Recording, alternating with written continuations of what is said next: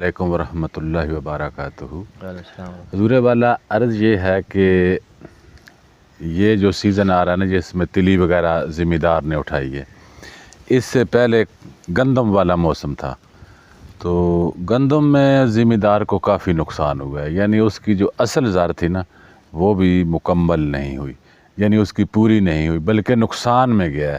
اصل زر سے بھی اس کا نقصان ہوا ہے، اکثریت ذمہ داروں کی ایسی ہے۔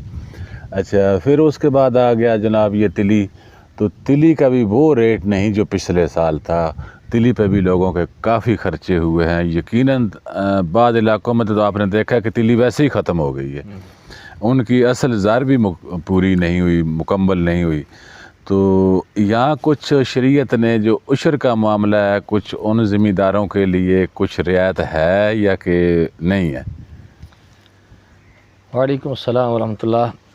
ایسی صورت میں اصل بنیادی مسئلے کو سمجھنا چاہیے جو اللہ رب العزت نے حکم ارشاد فرمایا وَآتُوا حَقَّهُ یوم حصادِهِ، کہ جس دن تم کھیتی کو، فصل کو کاٹو اسی دن اس کا حق ادا کرو۔ اور حدیث پاک میں رسول اللہ صلی اللہ علیہ وآلہ وسلم نے ارشاد فرمایا جو کچھ زمین کی سے پیداوار ہو اس میں سے عشر ادا کرو۔ اگر وہ بارانی زمین ہے، بارش سے سیراب ہونے والی ہے تو اس میں مکمل عشر ہے، اور اگر وہ سیرابی زمین ہے تو اس کے اندر نصف عشر ہے۔ باقی رہا کسانوں کا اخراجات پورے نہ ہونا اور اس کے نقصان ہونا، تو یہ شریعت نے اس کی وجہ سے جتنی ہی پیداوار اس کی کم ہوگی اتنا ہی عشر کم ہوگا۔ یہ تو نہیں ہوگا کہ اب وہ پہلے دیتے تھے 500 من کا، اب وہ ان کے ہاں 100 من ہوا ہے تو لہٰذا 500 من کا پچھلے سال کی طرح، ایسا تو نہیں ہے۔ اب 100 کی ہوئی ہے یا 10 ہوئی ہے تو 10 کا ہی عشر دینا پڑے گا۔ دوسری اصل یہ بات ہے کہ اللہ ہماری عوام کا اور کسانوں کا اکثریت کا حال یہ ہے کہ اللہ کے احکام پر ان کا اعتماد اٹھ چکا ہے۔ ہم اللہ کو مانتے ہیں لیکن اللہ کی نہیں مانتے، رسول اللہ کو مانتے ہیں، رسول اللہ کی نہیں مانتے۔ ہم اللہ کو جیسے مانتے ہیں اور اللہ کے احکام کو بھی مانیں، اور جیسے رسول اللہ کو مانتے ہیں رسول اللہ کے احکام کو بھی مانیں۔ ایسا نہیں ہو سکتا کہ اللہ کے احکام فرمائے ہوئے وہ جھوٹے ہوں، نہ مکمل ہوں، نہ تمام ہوں۔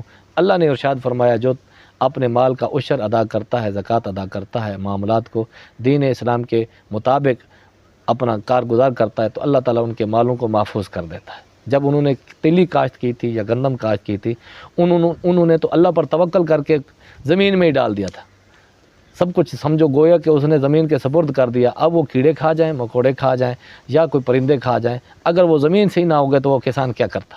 کچھ بھی نہ کرتا۔ جب کچھ بھی نہ کرتا، کچھ بھی نہیں ہوتا تھا، جب اللہ پر توکل کر کے اس نے کاشت کیا ہے اور اللہ نے ان پہ ان کے توکل کے مطابق ان کی پیداوار جتنی عطا کی ہے، پھر اس کا حکم بھی وہی نافذ ہوگا وَآتُوا حَقَّهُ یوم حصادِهِ۔ اب کیونکہ فصل اگ چکی ہے، اس کا حق ادا کرنا ہوگا۔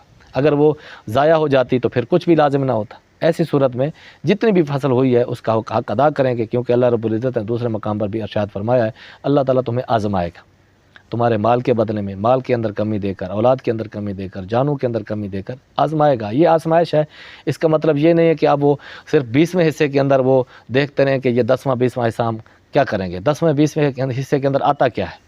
20 من ہوا ہے تو 1 من دینا ہے، جب جس کو 19 من سے جس کا ضرورت پوری نہیں ہو رہی اس کی 1 من سے بھی پوری نہیں ہو سکتی۔ تو اب ایسا کیسے ہو سکتا ہے کہ اللہ کے احکام ناقص ہوں اور ناتمام ہوں اور وہ پھر اس کے اندر سہولت ڈھونڈنے چل پڑیں؟ تو یہ سہولت نہیں ہے بلکہ یہ اللہ کے احکام سے روح گردانی والی بات ہے۔ جب اللہ نے حکم دے دیا ہے بالکل واضح سبھی احکام کے اندر، تو وہ آزمائش بھی ہو سکتی ہے۔ یہ مال کے اندر کمی کا سبب اس وجہ سے ہو کہ اللہ تعالیٰ نے آزمائش دی۔ قرآن کریم میں اللہ تعالیٰ نے ارشاد فرمایا کہ تمہارے مال کے اندر میں کمی دے سکتا ہوں، جان کے اندر بھی کمی دے سکتا ہوں، اولاد کے اندر بھی کمی دے کر تمہیں آزمایا جا سکتا ہے، لیکن فبشر الصابرین الذین اصابتهم مصیبۃ قالوا انا للہ وانا الیہ راجعون۔ خوشخبری ان لوگوں کے لیے ہے جو یہ مصیبتیں، یہ کمیاں مال کے اندر سب کچھ دیکھنے کے بعد بھی وہ کہتے ہیں کہ ہم اللہ کے لیے ہم اللہ کی طرف پلٹ کر جانے والے ہیں، سب کچھ اللہ کا ہے۔ تو یہ ان لوگوں کے لیے رب کائنات نے ارشاد فرمایا، یہ تو ان کے لیے خوشخبری ہے۔ تو لہذا پھر بھی مال کے اندر کمی ہو گئی ہے تو عشر پھر بھی ویسے ہی ادا کرنا ہوگا، جتنی پیداوار ہوئی اتنی، پچھلے سال کا جو جتنا ہوا تھا اس کے مطابق ادا ہوا۔ اب اتنی مرتبہ جتنا اس کی پیداوار ہے اس کے مطابق، یہ نہیں ہو سکتا پچھلے مرتبہ 100 من ہوئی تو اس مرتبہ 100 من کا عشر ادا کیا جائے، نہیں، اس مرتبہ اگر 10 من ہوئی ہے تو عشر بھی 10 من کا دینا پڑے گا۔ تو پہلے بھی گزارش کر چکا ہوں، تو یہ 20واں یا 10واں حصہ اتنی بڑی مالیت نہیں ہے جس کی وجہ سے کسان کی کمر سیدھی ہو جائے۔ اس سے نہیں ہو سکتے. جس کی 19 من کے ساتھ کمر سیدھی نہیں ہو پائی، اس کی 1 من کے ساتھ بھی کمر سیدھی نہیں ہوگی. اس لیے اللہ پر توکل کرے، اللہ کے احکام پر بھروسہ رکھے، اللہ کو جیسے مانتا ہے اللہ کے احکام کو بھی مانے، تو انشاءاللہ ضرور اس مرتبہ نہیں تو اگلی مرتبہ، اس سے اگلی مرتبہ تمام نقصان پورے ہو جائیں گے. اللہ اپنے فضل سے اتنا عطا کرے گا تو لوگ دیکھتے رہ جائیں گے.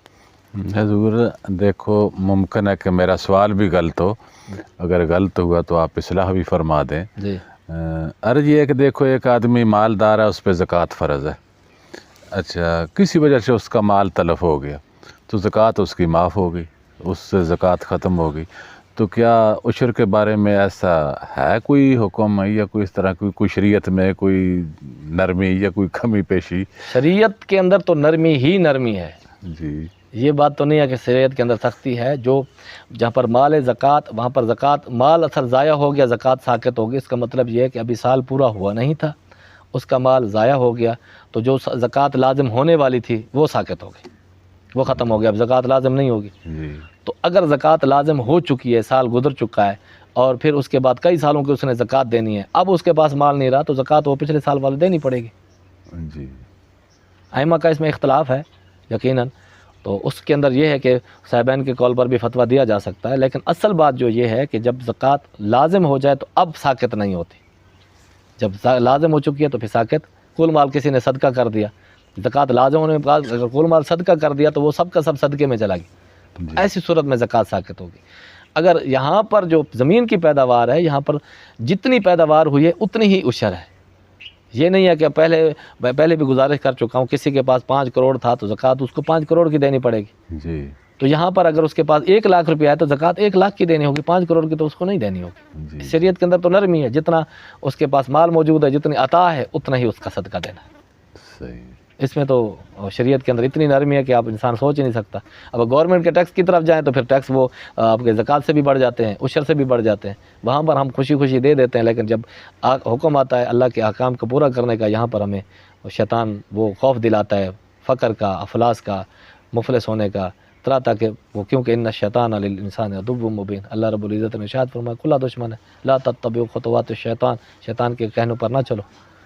تو صحیح. یہ ہمیں بس اپنے ذہن کو تیار کرنا چاہیے. کسان بھائی جتنے بھی ہیں جن کو فصل کے اندر نقصان ہو جاتا ہے، تو اللہ نے جو پہلے 50 من ہوتی تھی تو 50 من کا مطالبہ نہیں ہے ابھی اگر 2 من ہوئی ہے تو 2 من کے عشر کا مطالبہ ہے، وہ ادا کر دیں، اللہ پر یقین رکھیں. اور یہ مال کے اندر کمی اللہ کی طرف سے آزمائش بھی ہو سکتی ہے، صبر کریں. اور صبر کا ان اللہ مع الصابرین، اللہ صبر کرنے والوں کے ساتھ ہے. انشاءاللہ پھر اپنے خزانے سے، غیب کے خزانے سے اتنا عطا فرمائے گا تو پھر دیکھتے رہ جائیں گے. 2 سال پہلے چلے جائیں، جب 5000 گندم من تھی، ایک بوری تھی، تو 10,000 پر چلی گئی تھی، تو اس وقت تو ان کو یاد نہیں آیا کہ ہم زیادہ دے دیں یا کم کر دیں. جب کم ہو گیا تو پھر یاد آ کہ ہم یہ کر رہے ہیں، وہ کریں. اب نرمی شریعت کی طرف سے ہر وقت نرمی. اللہ تعالی ہمیں عمل کی توفیق عطا فرمائے. آمین.